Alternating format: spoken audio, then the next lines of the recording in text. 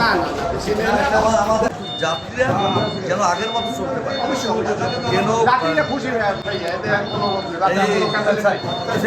তাহলে একটু বসাইলাম, বাসটা আসে না, হ্যাঁ আন্তরিকতা বাইরে গেল, তাহলে একটু উঠেই দিলাম। এই এটা তোমার বাবাকে তুমি করতে, হ্যাঁ পরের দিন তোমাকে খুঁজতে, হ্যাঁ আবার দেখবা যে তোমার নাম্বারটা সে নিয়ে গেছে, অর্থাৎ তোমার বিজনেসেও কিন্তু এটা একটা হ্যাঁ হ্যাঁ জাস্ট ওই যে মানুষ তো অসহায় থাকে। এখানে মনে করো সে নাজিরপুর থেকে আসছে, রাজশাহী যাবে, সে বাড়িতে ঘুষে যাইছে অথবা কান্নাকাটি করেও আসতে পারে, একটু বসাইলে আর কিচ্ছু না।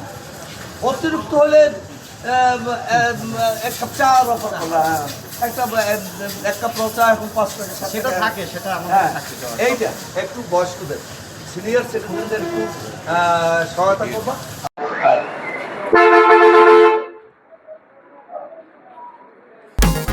প্রাণ লাচ্ছি, খুব খাচ্ছি, আরাম পাচ্ছি। সালামালাইকুম, আপনারা যাত্রী? জি, কোথায় যাচ্ছেন আপনি? বরিশালে। কোথায় বাড়ি আপনার? আমার বাড়ি যশোর। এখানে কি করে গেছে, চাকরি করেন নাকি? চাকরি করি পটুয়াখালীতে। আচ্ছা আচ্ছা, আমি জেলা পরিষদের প্রশাসক এবং বাস মালিক সমিতিরও সভাপতি। হ্যাঁ, তো কেমন এদের সার্ভিস টার্ভিস কেমন? সার্ভিস মোটামুটি ভালো, আমার সমস্যা নেই। দেখলি সিট বুক হওয়ার সাথে সাথে ছেড়ে যাচ্ছে। এই জন্য সমিতির সভাপতি হিসেবে আশা করছি যে কেউ বেশি নিচ্ছে না, এবং আমার কাছে জানানো কেউ বেশি নেয় না। এখন মূল বিষয় হলো ওই যে মা, হ্যাঁ এই মাকে ওনার মতো লোক আসলে একটু বসতে দেওয়া, আর কিছু।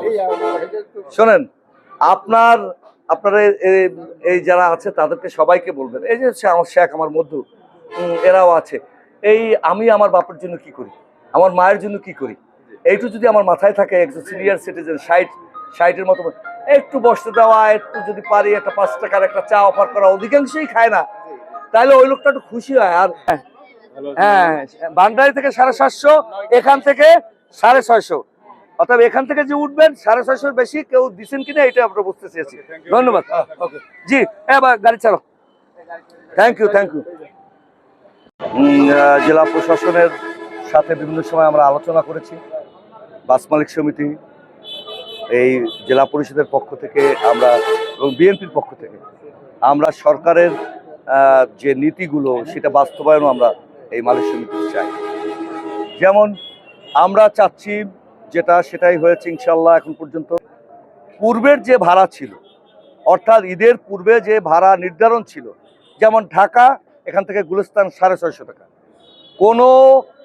কোনোভাবেই 51 টাকা কেউ নিতে পারবে না, 650 টাকা থেকে 51 টাকা নিতে পারবে না, তাহলে তার লাইন সাসপেন্ড হয়ে যাবে, ওই বাসটি আর পিরোজপুরে ঢুকতে পারবে না। এটা বাস মালিক সমিতির সিদ্ধান্ত। আমরা সরকারের সাথে, অর্থাৎ জেলা প্রশাসক সহ, পুলিশ প্রশাসক সহ, তাদের সাথেও আমাদের সেই ওয়াদাবদ্ধ। আমরা জনগণের কাছে ওয়াদাবদ্ধ বিএনপি, যে জনগণের রায় নিয়ে আমরা ক্ষমতায় গিয়েছি, জনগণ যাতে স্বস্তিতে থাকতে পারে। আমরা বিভিন্ন লোকাল বাসে আমরা চেষ্টা করেছি যে 20 মিনিট পর ধরেন খুলনা নিয়ম করেছে সারা বাংলাদেশের, এটা তো বিভাগীয় একটা টিম থাকে, অনেকগুলো বাস আমাদের পিরোজপুর, জালকাঠি, খুলনা, বিভিন্ন মালিক সমিতি, অর্থাৎ 6টা মালিক সমিতির সমন্বয়ে মূলত খুলনা লাইনটি চলে।